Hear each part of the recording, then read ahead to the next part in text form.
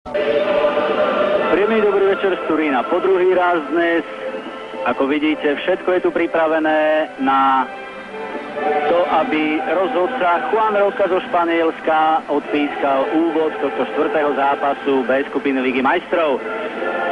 Takto sa rozhodol tréner Marcello Lippi rozostaviť svoj tým, teda pred Perucim Ferrara s Takinardim, vpravo Birindelli, vľavo Giuliano, v zálohe Conte, Deschamps, Pecchi a Zidane a v útoku Inzaghi a Del Piero.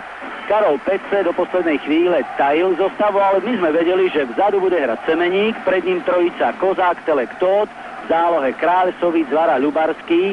Janočko sa bude sťahovať, aby pomohol tejto štvorčlenej záložnej štvorici a vytvoril z nej peticu. No a vpredu bude mať ťažký život Jožko Kožlej. Réžia televíznej spoločnosti Mediaset, ktorá má na tento zápas k dispozícii 15 kamier, si vybrala domáceho tímu Inzaghiho ako jednu z hviezd tohto tímu. Tam ste vľavo videli opretého o pomocnú bránku, respektíve o lavičku, ktorá je v štýle bránky trénera Marcella Lippiho. Tu ešte raz pohľad na náhradníkov jedného aj druhého tímu. Striedajú sa strany, to znamená Košičania, ktorí nastúpili v čisto oranžových dresoch a bielých trenírkach. Tu je Juan Roca, 41-ročný Španiel, ktorý pískal mimochodom Slovanu Bratislava zápas pohára víťazov pohárov z Levski Sofia v hlavnom meste Bulharska tohto roku 14. augusta. Taká je situácia v tabulke, vedie s 9 bodmi Manchester United, o 3 body má menej Juventus Turín, o všetko sa pravdepodobne rozhodne 10. decembra tu v Turíne, na ktorý sa Taliani veľmi tešia na zápas, odvetný zápas Manchester United, a tento duel sa pred chvíľočkou začal. Držme palce našim hráčom, ktorí prišli sem samozrejme s rešpektom, ale nie so zvesenými hlavami. Ale nepresne. Semeník si dovolil dosť na Inzaghiho.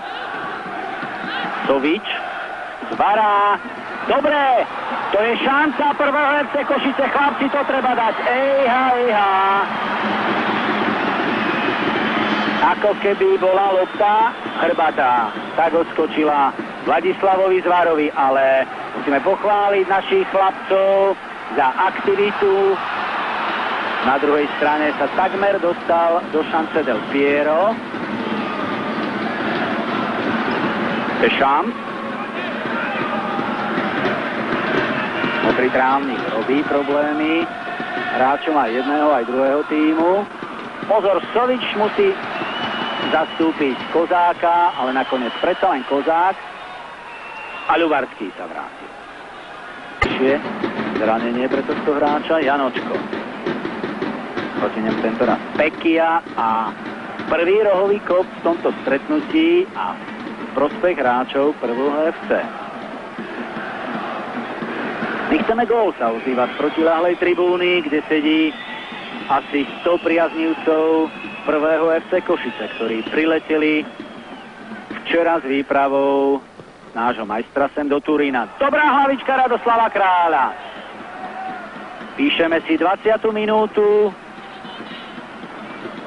Kráľ takto hlavičkoval nad a pozrite sa, Peruzzi ostal ako prikovaný na svojej bránkovej čiare.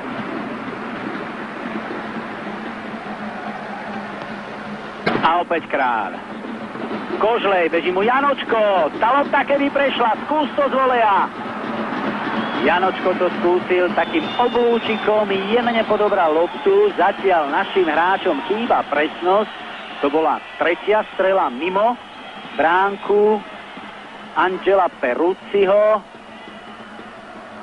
Janočko sa aj možno trošku zľakol šance, ktorá sa mu naskytla, ale Marcello Lippi tuší, že musí na svojich hráčov trošku ráznejšie, pretože tí nezačali tento duel tak, ako by si predstavoval. Vľavo mu beží Kráľ, Janočko sám, Kožlej, tu je Kráľ. To bude gól, nie! Predstavte si, 26. minúta, Kožlej obrovská šanca, chlapci, to treba premieňať.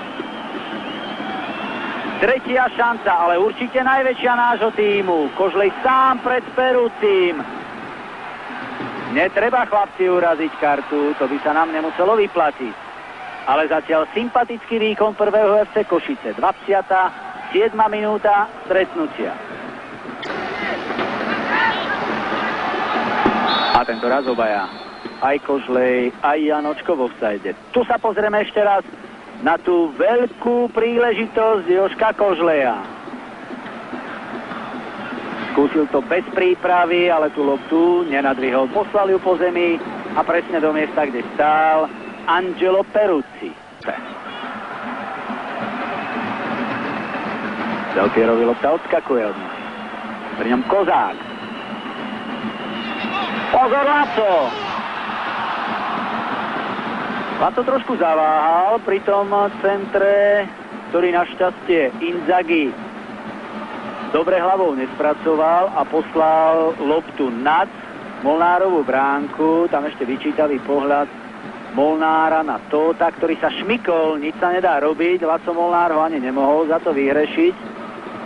Všetko sa to dobre skončilo. Tam aj ostatné stretnutia Ligy majstrov, takže ja si splním svoju spravodajskú povinnosť až po tejto akcii, aby sme niečo nebodaj nepremrhali. Pirindeli pred bránku. Dobre Psovič, aj keď malý, ale predsa sa len presadil. Skvelé, Laco Molnár.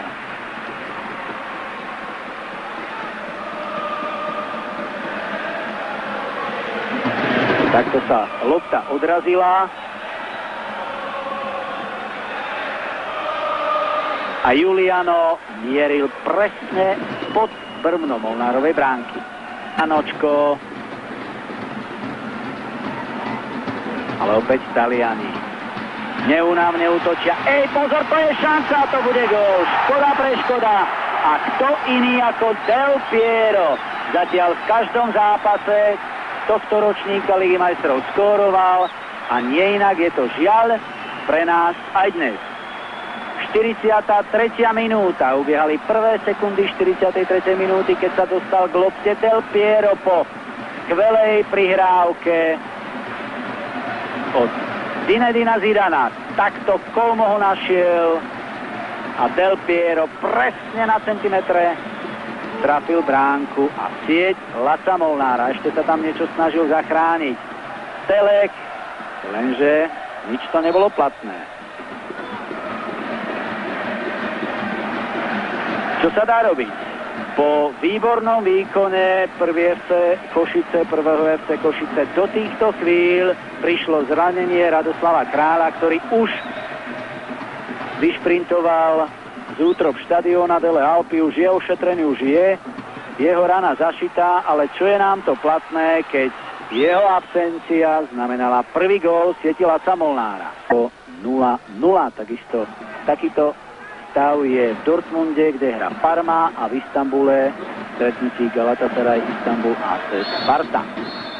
V tejto chvíli rozhodca Juan Roca píska koniec prvého polčasu, ktorý sa skončil takto. Strelca gólu takisto vidíte v druhej expozícii. Tréner Juventusu Turín Marcello Lippi môže byť spokojný jedine s gólom, ktorý dal Del Piero v 43. minúte v čase, keď prvý FC Košice hral bez ošetrovaného Rada Kráľa. Nič sa nedá robiť, musíme skonštatovať, že napriek lepšej hre prvého FC Košice než Juventusu Turín náš majster po 45 minútach prehráva. Ja sa vám po prestávke opäť tu z Turína zo štadióna Delle Alpi ozvem. Treba častejšie tí najlepší proti tým najlepším a keď by myslím, že tá kvalita by ako tým stúpla, ale či je to problém aj v tom nepremienianí šanci, v tom by som to ako nevidel. Skôr si myslím, že v našej lige je to bránenie nie také dôsledné, ako je bránenie v trebárs Champions League, a tí hráči sa tam do tých šancí nedostávajú tak často trebárs ako v lige, a keď majú tú jednu šancu, tak tu musia premeniť, lebo nevyužiť šancu v takomto zápase.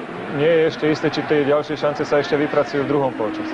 Ďakujem pekne. K svojmu asistentovi Antóniovi Paternovi, či sa Juventus odhodla stredať. Áno, takže z ihriska zíde s 9 Filipe Inzaghi,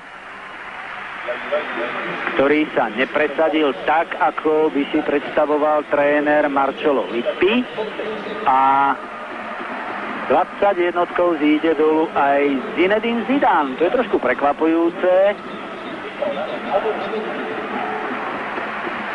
A príde Amoruso.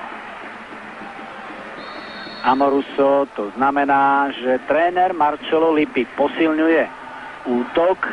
Aj Fonseca, aj Amoruso sú vychýrení strelci a typickí útočníci. A keď k ním prirátame ešte aj Del Piera, tak potom je jasné, o čo ide trénerovi Marcellovi Lippimu.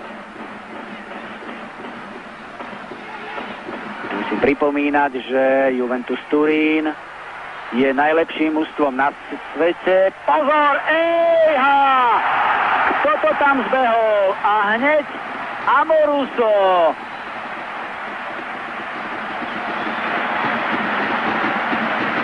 Tak čo poviete? Toto bol taktický ťah. No.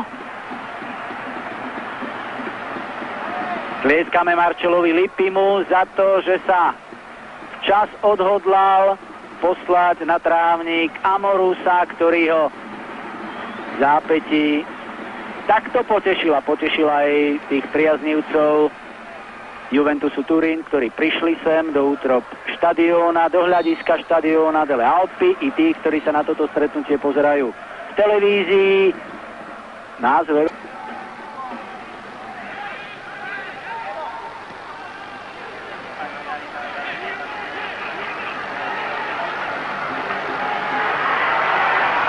a ďalšia šanca. Ojoj, a pozrite sa, aj Fonseca, no teda, tak toto teda Marcellovi Lippimu vyšlo. Stiahol z hryska Inzaghiho a Zidana, poslal namiesto nich Fonseku a Amorusa, a najprv Amoruso v 59. a pred chvíľočkou, keď sa začala 61. minúta, takto Fonseca sa odvďačil Marcellovi Lippimu za dôveru. Hovoril som, že Fonseca nehráva ani v lige, respektíve v sérii A v Taliansku. Ale samozrejme trénuje spolu s ostatnými hráčmi, je pripravený nastúpiť a dávať góly, a pred chvíľočkou nás o tom presvedčil. My v čase, keď prvý FC Košice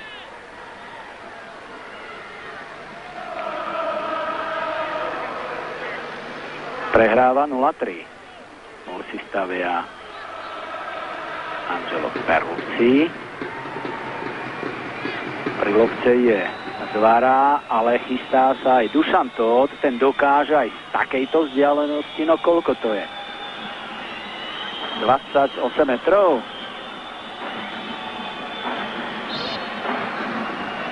Dušan Tóth. A jeho ľavačka. Áno, dáme gól! A my sa tešíme z prvého gólu prvého FC Košice v Lige majstrov v skupine B. Tak predsa len to prišlo. Škoda, že až za takéhoto stavu. Pozrite sa, tá lopta sa trošku odtrela o múr a tam Ruslan Ľubarský v 66. minúte znižuje na 1-3 a toto je historický gól nášho majstra v Lige majstrov v skupine Ligy majstrov a dáva ho Ruslan Ľubarský. Ešte raz sa pozrieme na tú telovku Dušana Tótha. Koľko takých krásnych gólov dal už v lige. Takže Ruslan Ľubarský trošku prikrášlil ten výsledok. Je to odmena predovšetkým za výkon Košičanov v prvom polčase, aj v predchádzajúcich stretnutiach. Už o tom Bilo Raček v prestávke hovorí. Len sa treba naučiť dávať gól.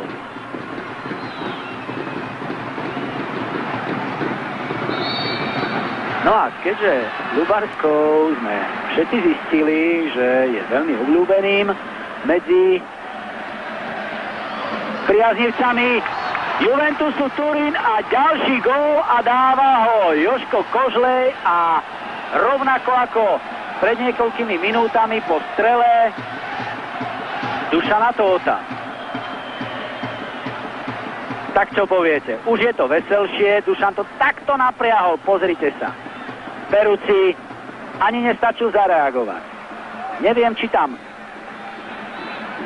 tečoval loptu, áno, určite sa jej Kožlej dotkol. Z tohto záberu možno budeme múdrejší. No neviem.